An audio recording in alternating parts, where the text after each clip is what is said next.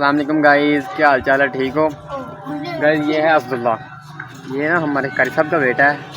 हम इधर आए हैं, देखें ये ना हमने कलर करना था, इसके ऊपर ना प्लेटें लगनी हैं, प्लेटें। गाइस हम ना इधर इंजॉय कर रहे हैं और ये भाई इधर ना कलर कर रहा है। वकील भाई नहीं मोटू भाई।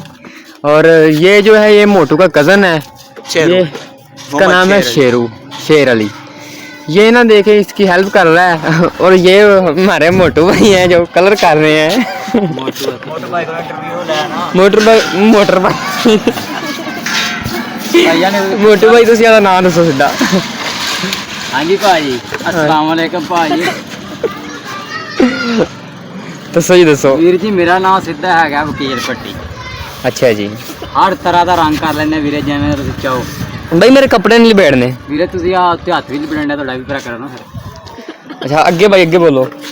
ਵੀਰ ਜੀ ਜਿਵੇਂ ਦਾ ਕਲਰ ਕਰਨਾ, ਅਸੀਂ ਆ ਲਾਣ ਲੱਗਿਆ ਵੀਡੀਓ ਹੋ ਗਏ ਤੇ ਭਾਈ ਆਪਣਾ ਕਿਹੜਾ ਚੈਨਲ ਹੈ? ਮੌਲਵੀ ਬਲੌਗ ਤੇ ਵੀਰੇ ਵੀਡੀਓ ਚਾੜਨੀ ਅਸੀਂ, ਤੇ ਸਾਰੇ ਭਰਾ ਇਹਨੂੰ ਸ਼ੇਅਰ ਕਰੋ।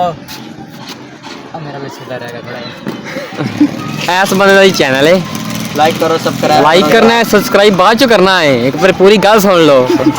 ਬਾਈ ਸਾਡਾ ਵੀ ਇੱਕ ਚੈਨਲ ਹੈ, ਬਾਈ ਕੀ ਨਾਮ ਉਹਦਾ? ਕਬੱਡੀ ਖੇਡ ਪੰਜਾਬੀਆਂ।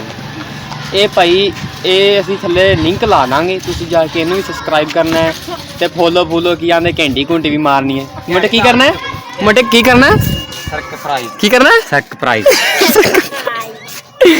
ਓਕੇ ਬਾਈ, ਅੱਲਾ ਹਾਫਿਜ਼। ਭਾਈ ਅਸੀਂ ਹੁਣ ਨਾ ਵੀਡੀਓ YouTube ਤੇ ਪਾਉਣ ਲੱਗੇ ਆ ਤੇ ਤੁਸੀਂ ਤੁਹਾਨੂੰ ਚਾੜ ਦੋ ਜ਼ਰਾ ਕਰਨਾ। ਤੁਹਾਨੂੰ ਚਾੜ ਦਿਓ। ਹਾਂ।